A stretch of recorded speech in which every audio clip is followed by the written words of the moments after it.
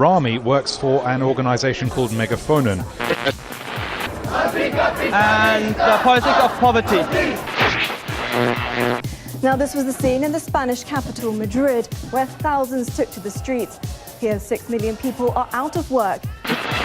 The protest lasted 4 days, but after police used tear gas to try and disperse the crowds. Multi-ethnic Husby was the epicenter of 6 days of violence apparently triggered by a police shooting of a 69-year-old Portuguese resident. And we're back again. Yes, indeed, Radio Free Canada, taking a look at the world of activism and the way that people are getting stuff done. I'm Darren Howard. And I'm Robert Nisbet. So good to be with you here today. Remember, activism is winning, fascism is losing, and you are part of the winning team. You're willing to stand up for what's right. We're going to cover it, but I want you to check this out. Propaganda. This is an opinion. It's also my opinion as well. It's Radio Free. Welcome to the show. Sweden's reputation as a haven of calm and tolerance is being badly burned. Anger over the killing of an elderly man shot recently by police has ignited the kind of social unrest this country is unused to. Husby is not some slum that the Swedish state has effectively abandoned, and these signs are an indication of that. A daycare centre, a baby clinic and parenting advice, and there are also plenty of youth clubs in the area too. But despite all this, there is clearly something still going wrong. Rami works for an organisation called Megafonen. It campaigns for urban youth in Sweden, though some have accused it of inflaming current tensions. The relationship between police and citizens of the suburbs hasn't been good. Many feel provoked and harassed, and research shows racism within the police force. What often triggers these types of events is an incident like what happened last week when the police shot and killed a 69-year-old man. 19% of the Swedish population has its roots outside of the country. Sweden has long been considered a bastion of tolerance, but anti-immigration politics now play strongly here. Putting out the fires may be fairly straightforward, but coming to terms with this hugely complex social issue certainly isn't. Rory Challens, Al Jazeera, Husby, Sweden. Seriously, penguins? Yeah, really. Well, that's CNN for you. And they are heavily censored in the media over there. But they are reporting what's going on the internet, and that's why we're here. We're making things happen. We got stuff coming up in the next 15 minutes to fill you in on Swedish riots. We've got Turkey happening. We've got all kinds of unrest going on all over the New World Disorder. And you know what? That's a great way of putting it. And, of course, we're going to bring you the news stories that are actually relevant to people locally because we have a global vision. Thanks for joining us at Radio Free Canada. What do you got, brother? Well, we should talk about the riots that occurred in Sweden. Oh, yes, riots in Sweden. Ignored by major media. Let's do it.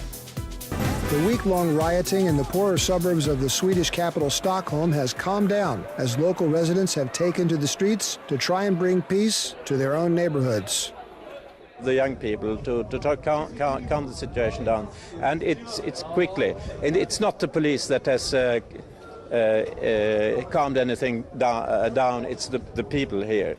Multi-ethnic Husby was the epicenter of 6 days of violence apparently triggered by a police shooting of a 69-year-old Portuguese resident. Hundreds of masked young men vandalized stores, libraries and schools, set cars on fire, and hurled stones at police officers. The riots spread across 9 districts of the capital and even into the southern city of Malmö. Sweden's government has been criticized for deploying police too slowly, but also for following economic policies that left immigrants few chances of gaining access to the country's high standard of living. A large percentage of Sweden's immigrants arrived from war zones in Afghanistan, Iraq, and former Yugoslavia. Among 44 industrialized countries, Sweden ranks 4th in the absolute number of asylum seekers and 2nd relative to its population. Currently, some 15% of Sweden's population is foreign-born. Unemployment among those born outside Sweden stands at 16%, compared with 6% for native Swedes. According to the Organization for Economic Cooperation and Development, the gap between rich and poor in Sweden is growing faster than in any other major nation. Well, that's interesting because Canada's income gap is widening extremely fast. Extremely fast, yeah. But it was nice to see that it was the people that calmed down, not police action. You know, that's one of the major fallacies that we see in local politics is they think that the police keep the peace. They don't. The people keep the peace. I mean, just because the police are out there, they say, oh, well, because they're out there, that means that everyone behaves. No, people behave anyways, and it takes them getting massive racism or massive oppression for them to fight back. But boy, when they do. Oh, when they do, they really stand up. When you make peaceful protest ineffective, you make revolution inevitable. Yes, one of my favorite JFK quotes. So we're covering the story. Apparently, they're ignoring it right across the board. I have relatives in Sweden, okay, and they're sending me emails and they're saying, "What the heck? Yeah. Why isn't Canadian news covering this?" Well, we don't really think that Sweden and riots. It's really kind of cognitive dissonance, Yeah, you're sitting there, you look at Sweden, you're thinking, well, I don't know what people think, cheese. These are an incredibly intelligent, affluent nation, but they have their problems, just like Canada does. Yeah, and they're not the only ones having problems. There's been some unrest across Europe. Oh, yes. Do tell. Is there another story being ignored by major news? Well, there's some things around austerity that people are being disagreeing with. A show of force in Germany's financial center and the home of the European Central Bank. The message? Instead of austerity, more solidarity. And the demonstrators had a strong anti-capitalist message as well. I am today here at Blockupy because the financial markets, in my opinion, are totally disordered and they lead to austerity all across the world. And I would call it legal theft. These demonstrators aren't just against austerity, they're against the policies of their own government. Germany's Chancellor Angela Merkel has, after all, been the driving force behind austerity policies across the European Union. I disagree with the politics of Angela Merkel and the German government because it will be a threat of the society now and in future because of privatization and the politics of poverty. Demonstrations are taking place in several other European cities on Saturday. As voters across the EU are flirting with the political extremes, there's a growing impression that people want a different kind of Europe and that the European Union's current policies are under siege. Nick Spicer, Al Jazeera, Frankfurt. And you see the signs up there, bail out people, subsidize jobs, not banks. Yeah, and of course they're putting barbed wire up around the bank. Yeah. Okay, you can tell. Talking about fractional reserve lending, we've been running specials on that. You got to know the whole banking monetary system and the IMF itself is some imaginary product of someone's mind, and they're causing people to starve to death over this. Yes, and people are killing themselves over it. I know, it's horrendous.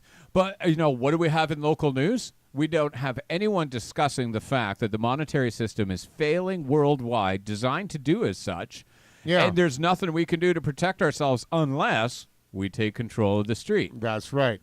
Okay, so let's take a look at a few other scenes of unrest. There are real activists on the planet really doing things. This is what major media is ignoring. Thousands of people across Europe have been demonstrating in their city streets over what they call painful austerity measures. Katerina Moe gives us an overview of what's been happening. Europe has seen widespread demonstrations by people from all corners of society, angry at the growing economic hardships they face. They all blame the troika of international lenders, that's the IMF, the European Union and the European Central Bank, responsible for rescuing struggling states, but in return for countries having to make severe spending cuts. Now, this was the scene in the Spanish capital, Madrid, where thousands took to the streets. Here, 6 million people are out of work, and economists forecast unemployment to rise further. With no one hiring and no one spending, it's making the economy contract, plunging families deep into debt. People are being evicted from their homes. So many people are jobless. We have the highest jobless rate in Europe, and this government is doing nothing. On the contrary, its labour reform law makes it easier for businessmen to sack people at no cost, instead of encouraging job creation. Now in Lisbon, in Portugal, more than 10,000 people gathered outside the International Monetary Fund's headquarters 2 years ago, Portugal pledged to cut its debt in return for a €78 billion bailout. That's about $101 billion US. Locals say it's made the financial crisis worse, and many are calling for the government's resignation. Meanwhile, in Germany, there was a tense standoff near the European Central Bank's headquarters in Frankfurt. Thousands turned out to demonstrate at the ECB's role in pushing spending cuts on struggling European countries. Police used pepper spray and batons to stop protesters from breaking through police lines. So for those fake activists who are tuning in, that is how you do things. Yes. You actually get off the couch. You don't start a Facebook group and some experiment saying, can we get 1,000 people on our group? No, you can't, because you're just not a real activist. Well, you know, if you get out and do stuff, you might actually inconvenience people. Yes, or be rude. Oh, yes. You can't appear to be rude. You have to be politically correct while not doing anything. Even though people being kicked out of their homes and starving to death, I find that rather rude. Yeah, 1 in 5 children going hungry, 1 in 4 children going hungry locally. Nothing being done by some local quote-unquote activists. But the world is rising up, and there are people standing up. We were at an awesome meeting last night with some real activists. Mothers Against Monsanto is getting together right now. In 4 months, there's another worldwide march. We'll be there to back it up because real people want to get out, and they want to go and do something about this. Yeah, and they're really starting to do something in Turkey about situations. That's awesome. Let's run this. Tear gas, rubber bullets, and water cannons. That's the scene in Turkey as protests have erupted across the country, resulting in violent clashes between police and citizens. The protest started in Istanbul's Gezi Park as Prime Minister Recep Tayyip Erdogan refused to answer calls against destroying the park. Plans were to replace it with a large shopping mall. The protest lasted 4 days, but after police used tear gas to try and disperse the crowds, the altercations became violent and escalated into broader dissent against the Islamist government. Amnesty International called for Turkish authorities to put an end to the police violence and open an investigation into the hundreds injured in police interventions throughout the country. A CNN report from a Turkish citizen made startling accusations of police abuse, saying, quote, police are packing people into the subway stations and throwing in tear gas, attacking hospitals where the injured are being treated. People from all ages and races, all political viewpoints are coming together to fight. Websites have sprung up scheduling more protests across the country. The hashtag Occupy Turkey has started trending on Twitter with a banner calling for a revolution against the government. Social media has been the primary tool for the protests to come to light. The Guardian reports Turkey's government has been relying on state-run media to downplay the unfolding violence in the country. Erdogan has been prime minister since 2002, and his regime has been criticized as increasingly authoritarian. Just last week, the parliament voted to ban alcohol sale and consumption between 10 p.m. and 6 a.m. Erdogan has tried to push for Turkey's emergence as a major power, but has met resistance from citizens, saying the prime minister is trying to, quote, impose an Islamist state. Construction on the park has been temporarily suspended. For Newsy, I'm Zach Toon. Right now, there are so many protests going on around the world. We actually have to do a whole nother special tomorrow and the next day. Yeah, activism is, the world is rising up. Yes, people are waking up. The world is rising up. It's everywhere, and it's happening. You are a part of it because you're listening to this. Thank you for being a part of our world and for helping people wake up everywhere. I'm Darren Howard. And I'm Robert Nisbet. Stay tuned because we're going to be talking about Turkey coming up in the next broadcast, and we've got a lot lined up about some local activists who are making a difference. You're listening to Radio Free Canada. Thanks for joining us. We'll be right back. Canada used to have what is called a social safety net. That net used to consist of welfare and UI checks, and it ensured that people would not have to steal to live. But now there are no effective social safety nets left, except for the richest of the rich. How does it work? Well, it's pretty simple. Major corporations are awarded subsidies, tax breaks, and eased regulations, and you are not. Not convinced? Just remember that you pay 65% of your wages in taxes, and Canadian banks, corporations, pay no taxes at all. But things are changing. From Egypt to Toronto, from Victoria to Halifax, people are winning battle. The Conservative government stopped debate on Bill C-474 without hearing the whole story. The GMOs are bad for you. Genetically modified organics are threatening the food system in Canada. and Bill C-474 could protect you. In December of 2010, our government is voting on Bill C-474.